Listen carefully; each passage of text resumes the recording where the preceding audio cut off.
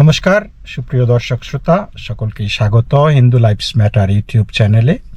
দর্শক, আজকে নিট পরীক্ষার প্রশ্নপত্র ফাঁস নিয়ে, যেটা আমি মনে করি যে একটা স্মোক স্ক্রিন, তো এইটা নিয়ে ককরোচ জনতা পার্টি বা ডিপ স্টেট পরিচালিত একটা বিশেষ প্রজেক্ট আর কি ভারতে চলতেছে। ভারত সরকার, নরেন্দ্র মোদীর সরকারকে ক্ষমতাচ্যুত করার একটা প্রয়াস, আমরা সেটা নিয়ে কথা বলব। তো এইখানে অনেক সেকুলারিস্টদের আবির্ভাব, তারা সেকুলারিস্টগিরি দেখাচ্ছে, কিন্তু তারা ভুলে যাচ্ছে যে ভারতের বিরুদ্ধে একটা সুদূর প্রসারী গভীর ষড়যন্ত্র চলতেছে।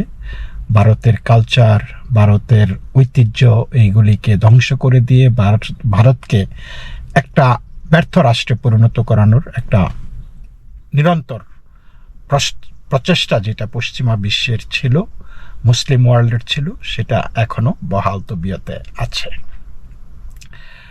তো এই প্রসঙ্গে আমি বলতে চাই যে জিহাদিদের একটা সুবিধা আছে। জিহাদিরা যা কিছু বলে বা যা কিছু করে পার পেয়ে যায়, এবং সেই বলা এবং করাটা আমরাই কিন্তু অ্যানাবল করি, আমরাই সেটা করতে দেই, এবং আমরা অ্যাক্টিভলি নিজেরা সক্রিয়ভাবে অংশ নিয়ে সেটা করতে দেই। কারণ আমরা সেকুলার, আমাদেরকে সেকুলার সাজতে হবে। আর সেকুলারের সংজ্ঞা তো নিশ্চয়ই জানেন, আপনি নিজের ধর্মকে যত গালাগালি করবেন আপনি তত বেশি সেকুলার। আপনি আপনার মেয়ে বিয়ে দিবেন, ছেলেকে বিয়ে করাবেন, মুসলমানদেরকে অবশ্যই, এবং তখন তাদেরকে আপনার ধর্মে তুলবেন না। আপনি আপনার ছেলে বা মেয়েকে, বা আপনি নিজেও যদি এরকম খায়েশ হয়, তাহলে আপনি সেই ধর্মে চলে যাবেন। আপনি খুব বেশি পরিমাণে তখন সেকুলার হয়ে যাবেন। সেকুলার হতে গিয়ে আপনার যেই ধর্মের অনুশাসন আছে সেগুলি মানে না মেনে, অমান্য করে আপনি অন্য ধর্মের অনুশাসন মানবেন। আপনি জয় শ্রীরামকে গালি দিবেন কিন্তু আল্লাহু আকবর ধ্বনির সাথে সামিল হবেন, আপনি তত বেশি সেকুলার হয়ে যাবেন। এবং আমরা কিন্তু সেই রকম, কারণ সেকুলার হওয়ার জন্য আমাদের অনেক দৌড় আছে। তো বাংলাদেশে আপনারা দেখছেন যে ভারতের এই ককরোচ জনতা পার্টির যেই আন্দোলনটা হচ্ছে, আমি আন্দোলন বলবো না, এটা একটা কুপ্রচেষ্টা, যদিও এটা সফল হবে না, এবং আমরা সেই আলামত অলরেডি দেখতে পাচ্ছি। তো সেইখানে আপনারা দেখছেন বাংলাদেশের স্লোগান আসতেছে আজাদি না গোলামি। সেই আজাদি না গোলামি স্লোগান কিন্তু সেই ভারতেও হচ্ছে। আচ্ছা, এই নিট পরীক্ষার প্রশ্নের সাথে আজাদির কি সম্পর্ক, গোলামির কি সম্পর্ক? বাংলাদেশ, তারা ভারতকে একটা আগ্রাসী রাষ্ট্র মনে করে, একটা আধিপত্যবাদী রাষ্ট্র মনে করে। তারা তাদের মতো বলছে যে বাংলাদেশ স্বাধীন না, তারা স্বাধীনতা চায়। কিন্তু ভারতের যখন একই স্লোগান হয় তখন জিনিসটা কি? এবং সেই স্লোগানটা যারা কাশ্মীরে এই বিচ্ছিন্নতাবাদী, তারাও সেই একই স্লোগান দেয়। তাহলে আপনারা দুয়ে দুয়ে চার মিলায়ে একটু দেখবেন যে কি হচ্ছে বিষয়টা। এবং বাংলাদেশের এই যে পার্লামেন্টের যেই সংসদ সদস্য আছে কিছু, বাংলাদেশের রাজনীতিবিদরা কিন্তু সেই বিক্ষোভকে, ককরোচদেরকে, আরশোলাদের, এই কীটপতঙ্গদের আন্দোলনে সমর্থন দিচ্ছে, সরাসরি ভারত বিরোধী বক্তব্য দিচ্ছে, যেটা আপনি ভারতের রাজনীতিবিদদের কাছ থেকে কিন্তু সেটা দেখেন না। তাহলে তারা কেন করতে পারে যেটা ভারত করতে পারে না? এই বাংলাদেশের আরশোলারা অনবরত ভারত বিরোধী বক্তব্য দেয়, এবং ভারতের অভ্যন্তরীণ যেই বিক্ষোভ হচ্ছে, সেই বিক্ষোভে তারা ঘৃতাহুতি দেওয়ার চেষ্টা করতেছে, আগুনে ঘি ঢালার চেষ্টা করতেছে। দে আর অ্যাগিং ইট অন। কি কারণে? তারা বলতে পারে কারণ তাদেরকে কল আউট করা যায় না যে কেন তুমি বলেছ, কারণ তিনি জিহাদি, আমি সেকুলার, সুতরাং সেকুলাররা সেইগুলি মেনেই নিতে হবে, এটা কোনো বিষয় না। তো এই প্রশ্নপত্র ফাঁস এটা কিন্তু এইবারই যে প্রথম হয়েছে সেরকম না। প্রশ্নপত্র ফাঁস বহু জায়গায় হয়। আমরা দেখেছি এইবার কেরালাতেও তাদের পাবলিক সার্ভিস কমিশনের যে পরীক্ষা হয়েছে, যেটা রাজ্যের অধীনে যে পরীক্ষাটা হয়, প্রশ্নপত্র ফাঁস হয়েছে। আমরা কি এই কেরালার প্রশ্নপত্র ফাঁস নিয়ে কোনো বিক্ষোভ দেখেছি? আমরা দেখি নাই। পশ্চিমবঙ্গে 26,000 চাকরি চলে গেছে। শিক্ষক কত মেধাবী মানুষদেরকে একদম প্রকাশ্যে বলে কয়ে এমআরআই ফর্ম গায়েব করে দিয়ে বা যেভাবেই হোক শূন্য খাতা দিয়ে মানুষ চাকরি পেয়েছে, মেধাবীরা পায় নাই। এবং পরবর্তীতে সেই 26,000 চাকরি গেল যারা মানে ওইখানে কিছু মেধাবী ছিল, আর অধিকাংশই ছিল ঘুষ দুর্নীতি দিয়ে প্রাপ্ত। ঠিক আছে, গেছে, কিন্তু যারা চাকরি থেকে বঞ্চিত হয়েছে তাদের জন্য কি এই যে আজকে মমতা ব্যানার্জিরা, রাহুল গান্ধীরা যে এই নিটের জন্য একদম তারা গদগদ, তারা কি সেইগুলি, তারা তো নিজেরা সেই সমস্ত দুর্নীতির সাথে সম্পৃক্ত। তাহলে এইটা তো আসলে ওই প্রশ্নপত্র ফাঁস না, নিট কেলেঙ্কারি না, এটার গভীরে সরকার ফেলে দেওয়ার একটা খায়েশ। আমি খায়েশ বলবো, because it is not going to happen. দেখেন, ভারতের উপরাষ্ট্রপতি হামিদ আনসারি, এই হামিদ আনসারির 2জন পুত্রবধূ, একটা হইছে গার্গী রাওয়াত, যিনি টেলিভিশন জার্নালিস্ট, আর একটা হইছে একাডেমিশিয়ান অর্থাৎ শিক্ষিকা নন্দিতা নারায়ণ। গার্গী রাওয়াত এবং নন্দিতা নারায়ণ এই ককরোচ জনতা পার্টির বিক্ষোভে অংশ নিয়েছে এবং সেইখানে তারা স্লোগান দিয়েছে যে ভারতে আল্লাহ থাকবে, জয় শ্রীরাম থাকবে না, আল্লাহ চলবে, জয় শ্রীরাম চলবে না। এই স্লোগানগুলি তারা দিয়েছে। এখন সেইখানে কিন্তু তারা এই যে গার্গী রাওয়াত এবং নন্দিতা নারায়ণ, তারা কিন্তু নিজেদেরকে হিন্দু বলে পরিচয় দিয়েছে। হিন্দু বলে পরিচয় দিলে ওই যে কারণ দেখাচ্ছে যে এটা এখানে হিন্দুরাও আছে, কিন্তু তাদের নামটা কিন্তু ঠিকই রেখেছে। হয়তো তলে তলে নামও চেঞ্জ করেছে, মুসলমান হয়েছে, কারণ মুসলমান না হলে তো আপনি বিয়ে করতে পারবেন না। তো এই 2জন পুত্রবধূ হামিদ আনসারির, তারা হিন্দু পরিচয় দিয়েছে কিন্তু বিয়ে করেছে কিন্তু 2জন মুসলমান। সেই পরিচয়টা সামনে আসতেছে না। সুতরাং তারা যখন বলে যে আপনার ভারতে আল্লাহ থাকবে, জয় শ্রীরাম থাকবে না, তখন আপনাকে বুঝতে হবে যে এই যে হিন্দু নামের আড়ালে তারাও জিহাদি হয়ে গেছে। আচ্ছা, এই যে এই ককরোচ জনতা পার্টি, আমি আরশোলা বলছি, এই আরশোলাদের এই আন্দোলনে স্লোগান উঠতেছে যে কাশ্মীরের যে 370 ধারা, স্পেশাল ধারা, যেটা একটা ভাবতে পারেন একটা দেশের, একটা সার্বভৌম দেশে, একটা স্বাধীন সার্বভৌম দেশে সরকারের বাইরে আরেকটা এই সরকার কেমনে থাকে, সেটা হইলো কাশ্মীরের সরকার ছিল আর কি।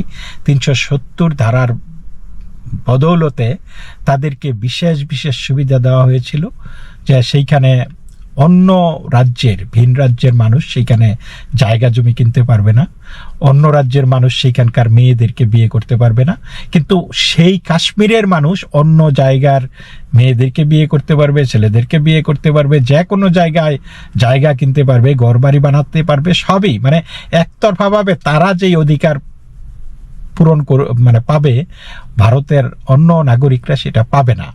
এটা কি একটা রাষ্ট্র এই তাদের নাগরিকদের জন্য এক এক ধর্মের নাগরিকদের এক এক রকম অধিকার দিতে পারে নাকি? সব মানে সংবিধান স্বীকৃতি দেয় যে সব নাগরিকের সমান অধিকার। তো যাই হোক, বিজেপি সেই 370 ধারা বাতিল করেছে এবং কাশ্মীরে ব্যাপক উন্নয়ন হচ্ছে, এবং সেই জায়গায় এই ককরোচ জনতা পার্টির মিছিল থেকে স্লোগান আসে যে 370 ধারা ফেরত হোক। তারপরে এইখানে আরো কারা অংশ নিয়েছে? সরা ভাস্বরের এই মহিলাও কিন্তু এক জিহাদির বউ, বলবে না তারা, তারা বলবে না, যে ওই নামটা ঠিকই রাখবে, মানে জিহাদি, সরাসরি প্রকাশ্যে জিহাদি সেজে তারা সেখানে আসবে না। আচ্ছা, এই যে আরেকজন আছে অরুন্ধতী রায়, সেখানে তিনিও গিয়েছেন। তিনি বলেছেন যে তাকে কি বলে, বিক্ষোভজীবী বলা হয় আর কি, বুদ্ধিজীবী বলা হয়, মানে বুদ্ধি বেচা খায় বা বিক্ষোভ, এই আন্দোলনজীবী আর কি। তো এই আন্দোলনজীবী, তিনি খুব খুশি যে আমাকে আন্দোলনজীবী বলা হোক, এইবার একটা আশার আলো দেখতে পাচ্ছি, কিছু একটা হবে। তো এই মানুষগুলা কিন্তু এই যে ইরানে যে এই মাশা আমিনেকে দেওয়া শুরু হয়েছিল, শত শত মেয়েকে তারা তাদের হিজাব না পরার জন্য, চুল খোলা রাখার জন্য প্রকাশ্যে গুলি করে হত্যা করেছে। তারপরে এই যে গত জানুয়ারি থেকে হাজার হাজার, মানে এই পর্যন্ত জানা যাচ্ছে যে প্রায় 36-37 নিরীহ ইরানিয়ানকে হত্যা করেছে এই মোল্লারা, যে তারা স্বাধীনতা চেয়েছে, তারা নারী স্বাধীনতা চেয়েছে। এইসব কারণে তারা কি কখনো এই মানুষগুলি, সরাবাশ্বর, তারপরে গার্গী রাওয়াত, নন্দিতা নারায়ণ, তারপরে এই যে অরুন্ধতী রয়, তারা কি কখনো এইসবের প্রতিবাদ করেছে? আপনি শুনেছেন? পাকিস্তানে মহিলাদেরকে পাথর ছুঁড়ে মারা হয়, এই অরুন্ধতী রায়রা কি কখনো প্রতিবাদ করেছে? আমরা কিন্তু সেগুলা দেখি না। কিন্তু ভারত বিরোধী প্রতিবাদ তারা করবে, ভারত বিরোধী প্রতিবাদ তাদের জারি থাকবে। তো এই জিনিসগুলি, এই যে সরকার, ভারতের ইতিহাস, 47 সালে ভারত স্বাধীন হয়ে আজকে ভারতের বয়স 53 and 26, 79 ইয়ার্স। এই 79 ইয়ার্সের মধ্যে বিজেপির, মোদির সরকার কয় বছর ধরে আছে? 10 বছর ধরে আছে, 10-11 বছর। এবং এই 10-11 বছরে যেই মেডিকেল, যেই শিক্ষার্থীরা, সেই মেডিকেল শিক্ষার্থীর সংখ্যা কিন্তু, বা মেডিকেলে যেই সিট আছে, আসন সংখ্যা 5 গুণ বেড়েছে। ভাবতে পারেন, এই 10-11 বছরে মেডিকেল কলেজের সংখ্যা 5 গুণ বেড়েছে এই 10-11 বছরে। তাহলে সারা ভারতে যখন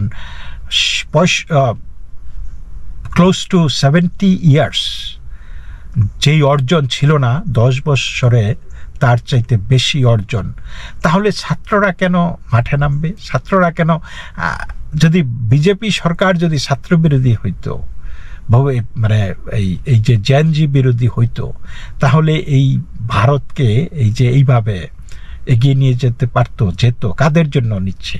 তারা অর্থে, বিত্তে, সূর্যে ভারত কিন্তু ব্যাপকভাবে এগিয়ে যাচ্ছে। প্রতি বছরেই তারা লাফিয়ে মানে বিভিন্ন ইকোনমিক প্যারামিটার অতিক্রম করতেছে।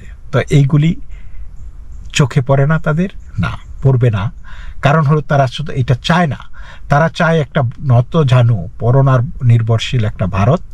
তারা চায় যে এই ডিপ স্টেট, পশ্চিমা সরকার, আজকে দেখেন বিবিসি, আল জাজিরা, CNN, তারা ব্যাপকভাবে এই তিলকে তাল করে এগুলিকে প্রচার করতেছে। এবং এই যে অভিষেক দীপকে, সেই লোকটা, তাকে ডিপোর্ট করা হয়েছে আমেরিকা থেকে, বলতেছে ডিপোর্ট করা হয়েছে, এটা একটা আরেকটা খেলা। কিন্তু ভাবেন, সে কিন্তু বস্টন ইউনিভার্সিটির ছাত্র ছিল, এবং নিশ্চয়ই তাকে বুঝিয়ে সুজিয়ে পড়িয়ে লিখিয়ে তাকে পাঠানো হয়েছে, এবং এই জিনিসটা তারা করতেছে। তো এই পরিস্থিতিতে আমরা যেটা দেখতেছি এখন, যে এই আন্দোলনের কিছুটা স্থবিরতা চলে এসেছে। অলরেডি আন্দোলনকারীরা এই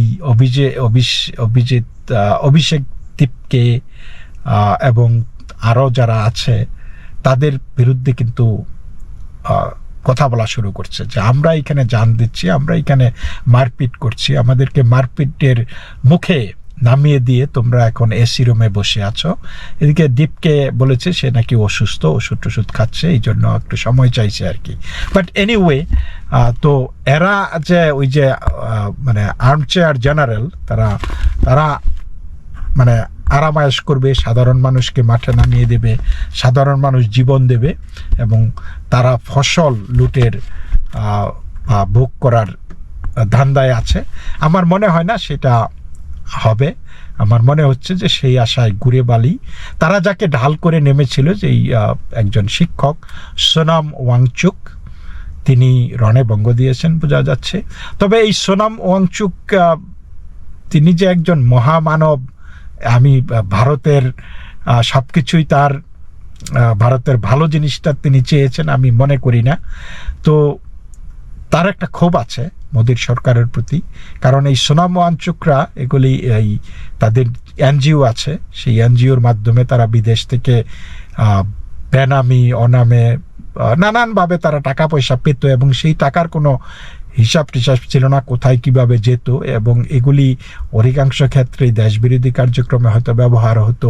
তো এই সমস্ত কিছুর পরিপ্রেক্ষিতে ভারত সরকার উঠে পড়ে লেগেছে যে না, এই ফান্ডিং সোর্সগুলি আমাদের বন্ধ করতে হবে, বিকজ এই বিদেশিরা নানানভাবে এই একটা আছে মিশনারিরা, আর একটা আছে জিহাদিরা, আর একটা আছে ডিপ স্টেট, মানে আর একটা আছে কমিউনিস্ট, মানে নানান দিক থেকে এই ফান্ডিং করে ভারতকে অস্থিতিশীল করার জন্য দীর্ঘদিনের একটা প্রচেষ্টা ছিল। তো ভারত সরকার সেই লোফুলগুলি বন্ধ করে দিয়েছে, না কোনো বিদেশি এনজিওর টাকা এইভাবে আসতে পারবে না, এবং সেটাকে অনেকটা লিমিট করে দিয়েছে, এবং সোনাম ওয়াংচুকের পকেটে টান পড়েছে এবং তিনি এই অনশন শুরু করে দিয়েছেন। কিন্তু এবং এই সোনাম ওয়াংচুক এমন একটা মানুষ যে এই গত কয়েক বছর আগে ভারত যখন চায়নার সাথে ওইখানে সীমান্তবর্তী একটা গ্রাম নিয়ে ব্যাপকভাবে এই মিলিটারি মোবিলাইজ করেছিল, শত শত কোটি টাকা সেখানে খরচ হচ্ছিল এই আর কি ওই লাদাখের এদিকে সীমান্তবর্তী এলাকায়, তো চায়নাকে প্রতিহত করার জন্য সেইখানে সোনাম ওয়াংচুক বলেছে যে ছোট্ট একটা গ্রামের জন্য কেন ভারত সরকার এরকম হাজার হাজার কোটি টাকা খরচ করতেছে, সেই টাকাগুলো তো এই লাদাখের বাচ্চাদের পড়াশোনার জন্য ব্যবহার করা যেত। তো কি রকমের দেশপ্রেমিক চিন্তা করেন। আমরা কি বলি, আমরা যখন দেশপ্রেমের কথা বলি, যে সেনাবাহিনীর কথা বলি, সৈনিকদের কথা বলি, তারা কি বলে যে দেশের 1 ইঞ্চি মাটির জন্য তারা রক্ত দেবে, 1 ইঞ্চি জমিও তারা বেহাত হতে দেবে না। আর এইখানে সোনাম ওয়াংচুক বলতেছে যে এই গ্রাম রক্ষা করার জন্য সরকার হাজার হাজার কোটি টাকা খরচ করবে কেন, এই টাকাগুলো তো আমাদের বাচ্চাদেরকে, মানে আমার পকেটে দিলেই হয়, আমি খরচ করব। ভাবেন এই দেশপ্রেমিক, এইরকম দেশপ্রেমিকরা তারা আন্দোলনে নামছে, এবং সেই আন্দোলনে ইন্সপায়ার্ড হয়েছে এই আরশোলার দল। তো যখন সরকার অলরেডি এই যে এনআইএ বিচারকদের কাছে মানে কোর্টে অনুমতি চেয়েছেন যে এইখানে বিদেশি ষড়যন্ত্র, বিদেশি ফান্ডিংয়ের তারা আভাস পাচ্ছে, এবং সেটা তদন্ত করার অনুমতি চাইছে, এবং সেই অনুমতি দেওয়ার পরই দেখা গেছে যে সোনাম ওয়াংচুক রণে ভঙ্গ দিয়েছেন। তিনি বলিলেন যে সাধিলে জামাই খাইবে। কিভাবে খাইবে, যে আমার কিছু কিছু শর্ত আছে, এই শর্তগুলি মাইনা নিলে, যেটা কিন্তু ভারত সরকার সবসময় বলে আসতেছিল। কোন সরকার দুর্নীতির পক্ষে?